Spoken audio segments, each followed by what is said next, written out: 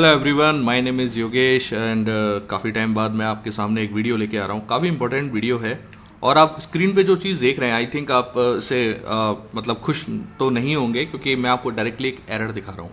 ठीक है, लेकिन ये एरर है जो जनरली हमारा आता भी है। हम कुछ गलतियाँ करते हैं, या फिर गलतियाँ नहीं कहूँगा मैं, क्योंकि हम लोग अगर प्रीवियस वर्जन से आ रहे हैं, लाइक अगर आपने इम्प्लीमेंटेशन MVC 5 वगैरह में किया हुआ है तो वहां पर ये एरर नहीं आता। लेकिन अब अगर मैं .NET Core 3.1 की बात करूं तो आपको ये एरर मिलेगा। अब इस एरर को आप गौर से देखें और इसका सॉल्यूशन फिर मैं आपको बताने जा रहा हूं। ये आपके काफ़ी ज़्यादा यूज़ में आने वाला है आने वाले टाइम में। आई थिंक ये वीडियो आपको बहुत पसंद आएगा। तो पहले आगे बढ़ने से पहले मैं आपको एक रिक्वेस्ट ज़रूर करूंगा कि अगर आपको मेरा ये वीडियो पसंद आता है तो प्लीज़ लाइक एंड शेयर करना या सब्सक्राइब करना ना भूलें, तो मेरे लिए थोड़ा सा मोटिवेशन हो जाता है। काफ़ी टाइम बाद आया हूँ और मैं कोशिश करूँगा कि मैं रेगुलरली आपके लिए कुछ वीडियोस लाता रहूँ जो काफ़ी इंपॉर्टेंट रहें और जिनके इश्यूज भी आप मतलब जो आपको जनरली इश्यूज आते हैं वो इश्यूज मैं आपको बता सकूँ। तो गाइज आप यहाँ देख रहे हैं कि you are getting a message invalid operation exception, और उसमें क्या आ रहा है कि जो व्यू फीचर है वो आपके default time data serialiser can not serialised an object of type that's one employee. अब इसका मतलब क्या है? बेसिकली मैं ये चाहता हूं कि मैं एक फॉर्म बनाऊं, उस फॉर्म के अंदर मैं एक एम्प्लॉय मैंने मॉडल क्लास बनाई हुई है या फिर एक नॉर्मल क्लास बनाई हुई है, और उस फॉर्म का यूज करके मैं उस मॉडल क्लास को पॉपुलेट करूं। देन मैं उस डेटा को टेम्प डेटा में डाल के और देन दूसरे एक्शन पे एक्सेस करना चाह रहा हूं। ठीक है ना? तो ये मेरा एक मोटो है। अब इसे समझाने के लिए मैं आपको थोड़ा सा अपने विजुअल स्टूडियो पे ले जाता हूँ। आई होप कि ये समझ में आ जाएगा आपके कि मैंने किया क्या है। आई am just taking a very simple index action, ठीक है, जिसपे मैं व्यू पे जा रहा हूँ। गो टू व्यू पे अगर मैं जाता हूँ then I have created a simple form जिसमें मैंने HTML हेल्पर्स का यूज किया हुआ है, और ये सिर्फ 3 फील्ड्स की वैल्यू ले रहा है, ID, name and app name. तो ये मैंने एम्प्लॉई एक नाम से एक मॉडल क्लास बनाई हुई है। इसमें ये 3 प्रॉपर्टीज आप देखें, ID, name and app name, ये 3 प्रॉपर्टीज हैं, और इन प्रॉपर्टीज के अंदर की वैल्यूज को मुझे रीड करना है, ठीक है, और उसको सबमिट करके उस डेटा को मुझे रिट्रीव करना है। That is my essential task. अब ये एसेंशियल टास्क कैसे परफॉर्म होगा? Let's go to the form 1। आप यहां देखें, I have created HTTP post और इंडेक्स एक्शन मैंने डिफाइन कर दिया। इंडेक्स इज ए एक्शन है हमारा, और उसके बाद with the help of I form collection, ये मैंने लास्ट कुछ वीडियोस के अंदर आई फॉर्म कलेक्शन वगैरह के बारे में बताया हुआ है, तो मैं उसके बारे में अभी रिपीट नहीं करने वाला हूँ। बट आपके लिए इतना सा मैं बोल सकता हूँ कि फॉर्म से वैल्यूज को उठाने के लिए हम आई फॉर्म कलेक्शन का यूज कर रहे हैं। तो मैं कर क्या रहा हूँ यहाँ से इसकी की के अकॉर्डिंग, तो आईडी, नेम और एफ नेम 3 कीज हैं, ठीक है, मॉडल प्रॉपर्टीज हैं, एज इट इज में वो की में कन्वर्ट हो जाती हैं। तो उन की के करस्पॉन्डेंस में मैं 3 वैल्यूज को यहाँ पिक कर रहा हूँ। ओके, पिक करने के बाद मैंने क्या किया, इन वैल्यूज को ऑब्जेक्ट नेम डेटा की1 के अंदर पास कर दिया। पास करने के बाद मुझे ये शो पर रिडायरेक्ट टू एक्शन किया मैंने, और शो पे मैंने रिडायरेक्ट करा दिया। शो मेरा एक अनदर एक एक्शन है, और इस एक्शन पे मैं कर क्या रहा हूँ, टेम्प डेटा की वैल्यू को की1 से और ऑब्जेक्ट 2 में पास करके और उसकी वैल्यूज को मैं रिट्रीव करना चाहता हूं। तो कहने का मतलब ये हुआ, इंडेक्स पेज पर आप डेटा इंसर्ट करोगे और वो डेटा आपको शो एक्शन पर शो करना है, दिखाना है, ठीक है। तो यहां पर ये जो सीरियलाइजेशन होता है, it will not be possible. अच्छा, जो जैसा मैंने आपको लास्ट कुछ वीडियोस के अंदर जब मैंने आपको टेम्प डेटा या सेशन बताया था, तो उसमें मैंने आपको बताया था कि टेम्प डेटा हमेशा सेशन के साथ ही काम करता है। It is a constant in .NET Core। तो आपको करना क्या पड़ता है, you have to do like you have to add the service at session, ये आपको अपनी कॉन्फ़िगर सर्विस के अंदर डिफाइन करना पड़ेगा। After that in the configure method you have to define your use session method. So you have to declare that, because session होगा तो temp data होगा, टेम्प डेटा बिना सेशन के पॉसिबल है ही नहीं। तो आपको ये तो जो रिक्वेस्ट रेस्पॉन्स पाइपलाइन है इसको कॉन्फ़िगर करना पड़ेगा with the help of use session method. तो ये सब करने के बाद जब आप इसे रिट्रीव करने की कोशिश करते हो, then you are getting this error, ये एरर मिल रहा है।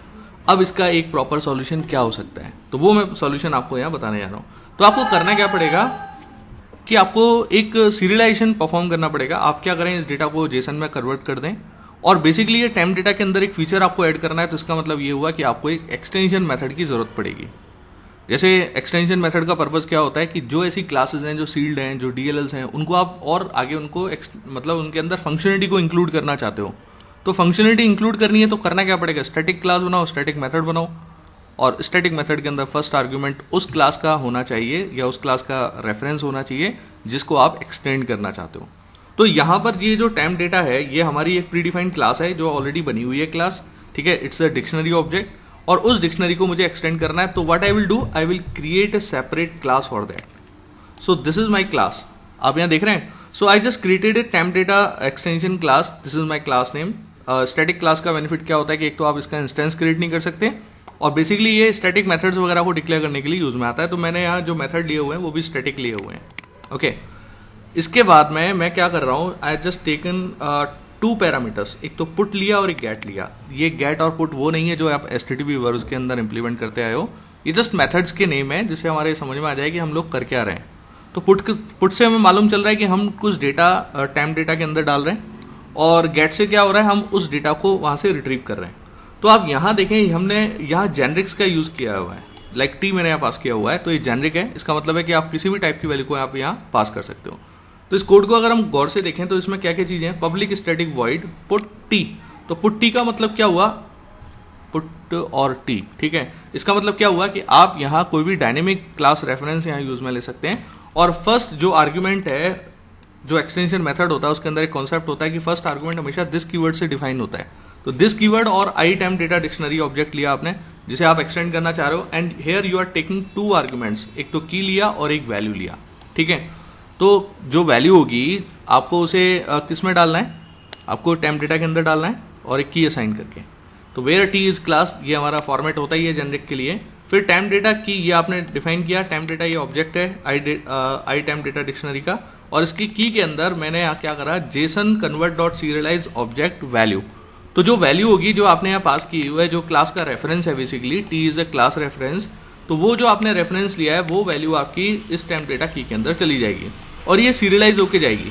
ओके, तो ये सीरियलाइज होके जाएगी. सीरियलाइजेशन होता क्या है, एक आउटपुट फॉर्मेट, जिस आउटपुट फॉर्मेट में आपको डेटा चाहिए तो उसके लिए सीरियलाइजेशन सीरियलाइजेशन आप करते हो कन्वर्जन करने के लिए, डीसीरियलाइजेशन करते हो उसे ओरिजिनल फॉर्म में रिट्रीव करने के लिए. तो आपने क्या किया, JSON convert dot serialize object का यूज किया. After that you are taking the get method, ये आपने गेट का यूज किया, और गेट में आप कर क्या रहे हो, you are just taking I temp data dictionary object और टेम्प डेटा लिया और यहाँ की लिया. अब मुझे करना क्या है, की के करस्पॉन्डेंस में डेटा रिट्रीव करना है, वैल्यू सेट नहीं करनी, इसलिए मैं यहाँ 3 आर्गुमेंट ले रहा हूँ. ऊपर में मैं वैल्यू को सेट कर रहा था, तो यहाँ मुझे वैल्यू को रीड करना है ओनली.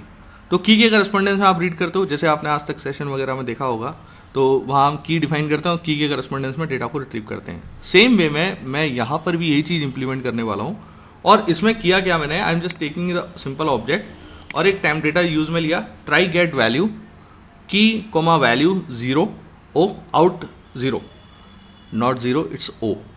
तो हमारे पास 2 टाइप के पैरामीटर्स होते हैं, एक तो रेफरेंस होता है, रेफ यूज में लेते हैं, और एक आउट होता है, ठीक है ना. तो कहने का मतलब ये होता है कि जो कॉलिंग फंक्शन होगा उसके अंदर भी वैल्यू को अगर आपको अपडेट करना है तो आप आउट और रेफ का यूज कर सकते हैं. इनमें दोनों में थोड़ा सा माइनर सा डिफरेंसेस होते हैं कि जो आप रेफ यूज करते हैं तो उसमें जब कॉल करोगे, यानी कि रेफ के अंदर वैल्यू को जो इस वेरिएबल में पास करके आप अपने फंक्शन आर्गुमेंट पे भेजना चाह रहे हो तो वो इनिशियलाइज होना चाहिए, आउट के अंदर ये जरूरी नहीं है, ठीक है ना. तो यहाँ पर आप आउट 0 ले रहे हो, और बेसिकली कर क्या रहा है, is just trying to get the value, key के करस्पॉन्डेंस में वैल्यू को रिट्रीव करने की कोशिश करेगा, ठीक है ना. और अगर ये 0 रिटर्न होता है, ठीक है ना, तो 0 रिटर्न होगा तो उस कंडीशन में ये क्या करेगा, यहाँ से डीसीरियलाइजेशन करेगा और उस डेटा को यहाँ से रिट्रीव करके आपको दे देगा. तो ये ऑब्जेक्ट ओ जो है आपका, जो आपने ऊपर लिया हुआ है, इसका ऑब्जेक्ट बना के आप इसकी वैल्यू को रीड करने की कोशिश कर रहे हैं, दैट्स इट, और कुछ भी नहीं है. फिर आपको कन्वर्जन में जो चेंजेस करने होंगे वो क्या चेंजेस करने, एक तो आप नॉर्मल वे में इस तरीके से मत लीजिए, आप क्या करें, पुट मेथड का यूज करें, क्योंकि मैंने इसे एक्सटेंड कर दिया तो डायरेक्टली मैं इसे यूज में ले सकता हूं. तो ये मैंने पुट मेथड लिया, देन की1 लिया और obj1 ले लिया.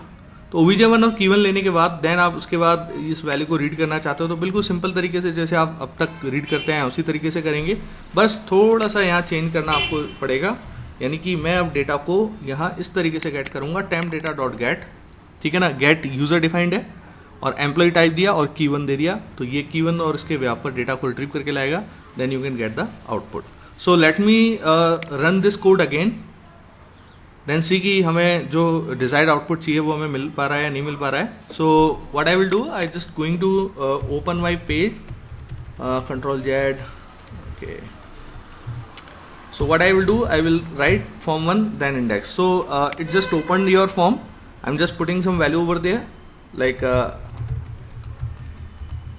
that. If I click submit, then it must show data in show action. Okay. So हुआ क्या, इट जस्ट मैंने ब्रेक पॉइंट पहले से लगाया हुआ था. So it will return some data and you can read the data. So now you are getting the output. So guys, it is a way by which you can pass the class reference or your updated class object into temp data, and you can read that with the help of serialization. So I hope that you like this video और काफ़ी आपके लिए knowledgeable रहा होगा. तो please मेरे channel को like and share and subscribe करना ना भूलें. Thank you so much.